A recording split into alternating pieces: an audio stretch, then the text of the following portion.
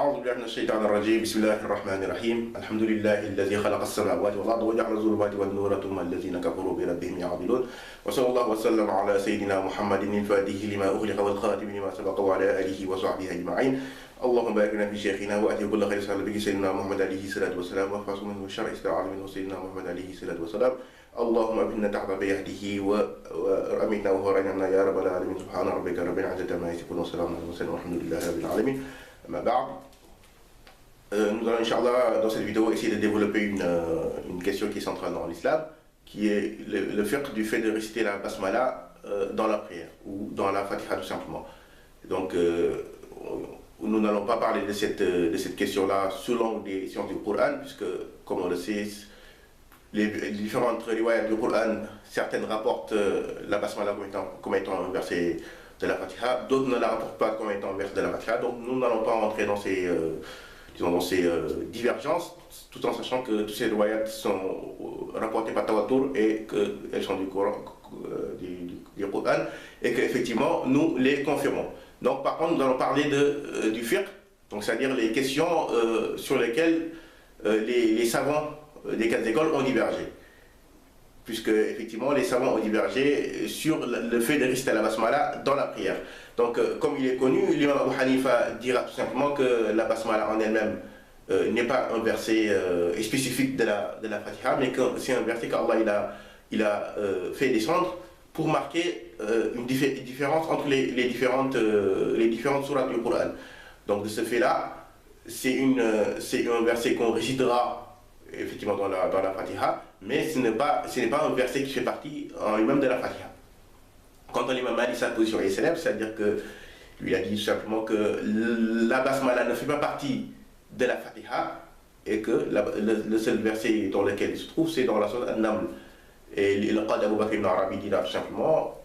que le fait même qu'il y ait divergence sur le fait que la basmala fasse partie ou non de la Fatiha montre tout simplement qu'elle n'en fait pas partie, puisque le Coran, il ne doit pas y avoir divergence dedans, puisque c'est un texte qui a été rapporté par tawatur. Quant à l'imam Shafi'i et l'imam Ahmed, ils diront tout simplement que la basmala est un verset aussi bien de la Fatiha, mais un verset qui est obligatoire de réciter devant chaque sourate du Coran, sauf la sourate Bara'atu min Allah.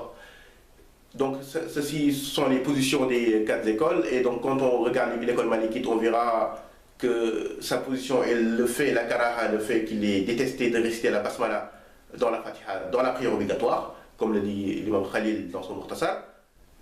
Mais on verra aussi que certains savants, certains mujtahid de l'école, comme l'imam Al-Maziri et l'imam Al-Zarouq, diront tout simplement que du fait qu'il y a divergence dessus, et que l'imam Abu Shafi'i par exemple dit que celui qui ne récite pas la basmala dans sa prière est invalide, et que dans notre école malikite, cela est juste makruh, ils ont préféré réciter la basmala mara'atan lil khilaf, c'est-à-dire pour sortir de la divergence et ainsi rester, disons, dans la validité dans toutes les écoles. Donc ça, on peut se demander maintenant comment est-ce que l'imam Malik est arrivé à la conclusion qu'il ne fallait pas réciter la basmala dans la prière, tout en sachant que le prophète alayhi salatu wassalam, dans un hadith qui est célèbre, a dit donc toute chose qui a de l'importance, qui ne commence pas par la basmala, c'est comme si cette chose-là était coupée, était amputée d'une partie. On sait que la prière, la salat est un fondement de l'islam, et une des choses, si ce n'est la plus grande, qui a la plus grande importance. Donc comment se fait-il qu'il n'y ait pas de basmala qu'on récite dedans? Donc pour cela, il faut d'abord savoir qui c'est l'imam Malik. Donc l'imam Malik, comme chacun devrait le savoir, ce n'est pas le premier savant connu, ce n'est pas le savant du coin du quartier, mais c'est un des plus grands mujtahid de l'histoire de l'islam, un des plus grands savants, et aussi bien faqih que muhaddis, et donc un imam qui a atteint un grand degré. Donc le prophète alayhi salatu wassalam a annoncé d'ailleurs sa venue dans un hadith que l'imam At-Tirmidhi rapporte dans son Jami', qui dit tout simplement: les gens partiront bientôt à la recherche de la science, mais ne trouveront personne qui sera plus savant que l'imam de Médine. Et cet imam de Médine là, comme Tirmidhi l'a rapporté dans son Jami', ce n'est rien d'autre, ce n'est personne d'autre que l'imam Malik. Donc l'imam Malik aussi, ce n'était pas un savant qui s'était arrêté à collectionner les hadiths, à collectionner les paroles, sans en comprendre la profondeur, puisque l'imam Malik est quelqu'un qui à réaliser, on ne peut pas imaginer que le prophète alayhi salatu wassalam fasse l'éloge de quelqu'un qui se serait arrêté tout simplement disons, à l'apparence des textes et n'aurait pas été à la profondeur, puisque le prophète alayhi salatu wassalam dans le hadith a dit la science est de deux sortes, une science qui est la science bénéfique qui se trouve dans le cœur, et une science qui est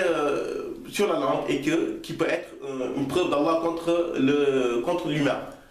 Donc quand on regarde ça, on sait que l'imam Malik est quelqu'un qui a pris la science à sa source.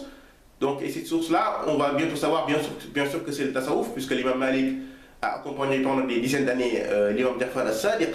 L'imam Ja'far as-Sadiq qui est connu comme étant déjà un grand imam dans le fiqh et dans toutes les sciences de l'islam,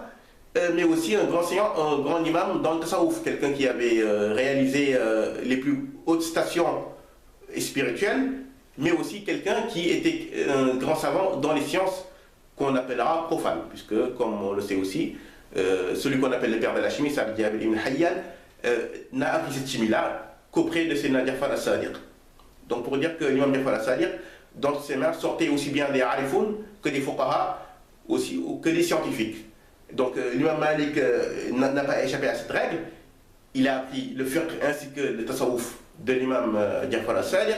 et ce qui nous le prouve, ce sont ces paroles qui ont été rapportées de lui. Tout simplement, l'imam Malik, cette parole est célèbre, elle a été rapportée par Ibn Wahb, que l'imam Malik a dit, la science n'est pas le fait de collectionner des riwayats, c'est-à-dire le fait d'avoir plusieurs riwayats de hadiths qu'on rapporte, mais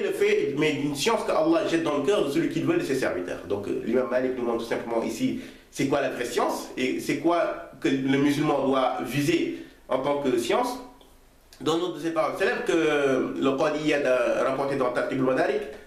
il dit aussi, une personne est venue donc l'interroger par rapport aux sciences du batin, donc c'est comme ça que c'est rapporté, hein. Une personne est venue l'interroger sur la science du batin, et l'imam Malik s'est mis en colère. Il lui a dit tout simplement, la science du batin ne viendra qu'une fois qu'on aura appris la science du zahir et qu'on l'aura appliquée, et que Allah aura ouvert le cœur du musulman. Et le fait que ce cœur s'ouvre, son signe, c'est tout simplement que cette personne est de la lumière. Donc l'imam Malik nous a montré tout simplement c'était quoi le vrai islam, c'était quoi que les musulmans devaient viser, c'était d'où était la vraie source de la science, qui est cette lumière divine-là, dont les Kalkali parlent tellement. Donc on voit ici donc, que l'imam Malik n'était pas le premier venu, et que de ce fait-là, c'était une personne d'une grande spiritualité. De ce fait-là, sa prière ne saurait être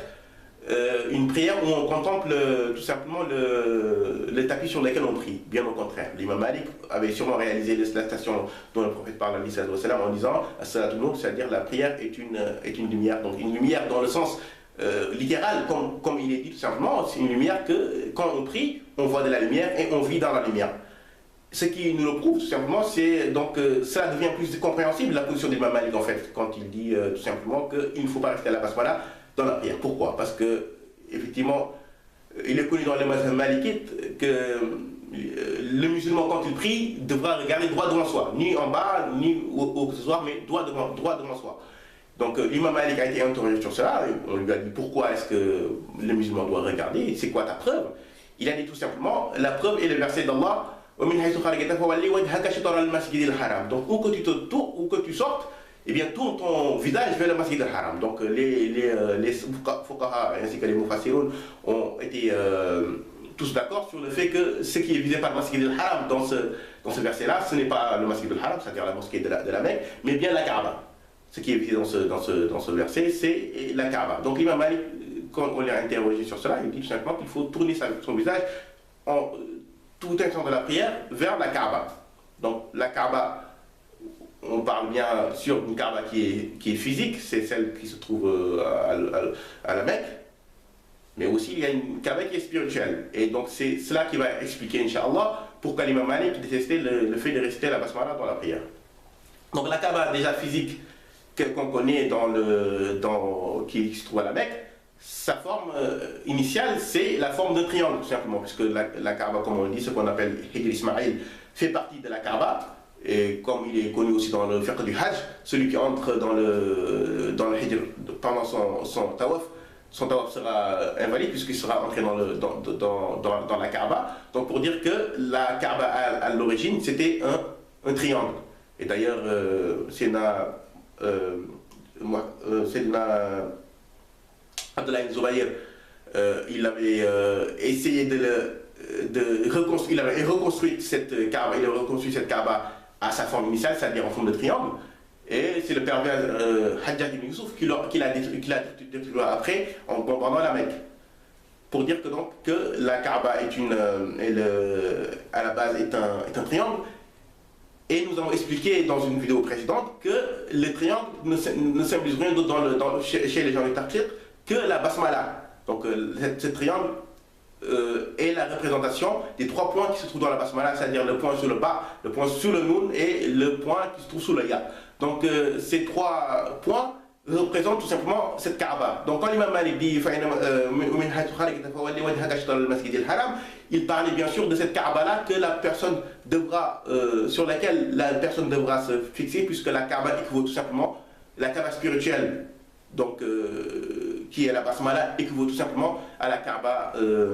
physique, qui est la Kaaba. Donc l'imam Malik, quand on sait aussi qu'il avait vécu à Médine, où bien sûr le Sayyidina Ali avait répandu sa science, il est connu que l'imam Ali a dit dans une parole qui est célèbre de lui, tout ce qui se trouve dans le Coran se trouve dans la Fatiha, tout ce qui se trouve dans la Fatiha se trouve dans la Basmala, et tout ce qui se trouve dans la Basmala se trouve dans le point. Et donc on comprend de cela que la Basmala, c'est-à-dire ce triangle-là, peut être condensé dans un point. Donc la Basmala est représentée par ce point-là, que dans l'imam Malik dira tout simplement, où que tu te trouves, tourne ta face vers Al-Masjid Al-Haram, et donc ce point-là représente cette Kaaba. On comprend de cela que l'imam Malik, dans sa prière, quand il demandait aux musulmans de se tourner vers la Kaaba, c'était tout simplement de contempler cette lumière-là qu'Allah avait mise dans ses prières, et dont le prophète avait dit, la prière est une lumière. Et donc nous pensons humblement que l'imam Malik a détesté le fait de réciter cette basmala, tout simplement par pudeur, par rapport à cette basmala qu'il voyait de ses yeux-là, qu'il contemplait, et qu'il avait la honte de prononcer cette parole, alors qu'Allah lui avait donné le bienfait, le mérite de le voir dans sa prière. De cela, on peut bien sûr comprendre que le point dont on parle ne prend pas seulement la forme d'un point, il peut être, comme on vient de le voir, un triangle, mais aussi il peut se manifester aux musulmans dans d'autres aspects, comme il est clair du hadith du prophète quand il était en pleine prière, et qu'il a étendu sa main dans sa prière, que les compagnons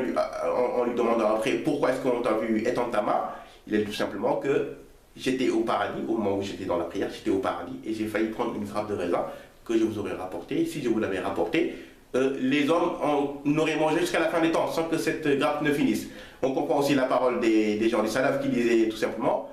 le musulman quand il prie, il voit le paradis à sa droite, l'enfer à sa gauche et le sirat devant lui. Donc tout ceci sont des paroles que le musulman regarde avec insouciance, mais que en fait ces paroles sont d'une grande lourdeur, puisque ces paroles décrivent la prière qu'avaient ces gens-là, comment ces gens vivaient leur prière, comment est-ce que dans leur prière ils étaient totalement anéantis dans la lumière d'Allah, de telle sorte que Allah leur donnait la possibilité d'entrer dans d'autres mondes. Donc pour revenir en conclusion, on dira tout simplement que on voit ici la grandeur ainsi que la profondeur de la connaissance de ces imams-là qui ont fondé les 4 écoles. Puisqu'on peut dire que ces imams-là n'étaient pas n'importe qui, c'était déjà des gens qui avaient bu de la science du Zahir, c'est-à-dire la science livresque, qui avaient pris de ces sciences-là une grande partie, et en plus de cela, qui s'étaient plongés dans la science de Allah, et qui avaient connu Allah par sa beauté, qui avaient connu Allah par sa lumière. Donc ces gens-là sont des gens qui sont dignes d'être suivis en tout point, et on s'étonne de voir des va-nu-pieds à notre époque remettre en cause leurs écoles, et pire encore, les insulter et les traiter d'ignorance. Ceci montre leur faiblesse d'esprit ainsi que leur grande inconscience, puisque ces imams-là sont des imams de la guidée, et il suffit comme fadl pour ces imams que les musulmans de tout temps les aient suivis. Et on remarquera par exemple que l'école de l'imam Malik est une école dans laquelle on proliférait plutôt les awliya d'Allah, puisqu'on voit que parmi les grands saints de la Ummah, beaucoup ont suivi cette école-là, comme à l'image de Cheikh Abul Hassan al-Shazili, Cheikh Abul Abbas al-Mursi, Ibn Ata'illah al-Sakandari et d'autres encore, qui même ont été des mujtahids dans cette école-là, à l'image de Cheikh Ahmed Zarouk. Donc pour dire que ces imams-là, si on voit même des awliya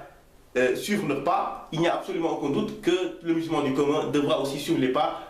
entrer dans leur école et en prendre le meilleur, apprendre leur école et non pas dénigrer à tout va parce que la personne aura vu tel ou tel hadith qui en apparence contredit leurs paroles. سبحانك اللهم وبحمدك أشهد أن لا إله إلا أنت أستغفرك وأتوب إليك اللهم صل على سيدنا محمد الفاتح لما أغلق والخاتم لما سبق وعلى آله وصحبه وسلم تسليما سبحان ربك رب العزة عما يصفون وسلام على المرسلين والحمد لله رب العالمين.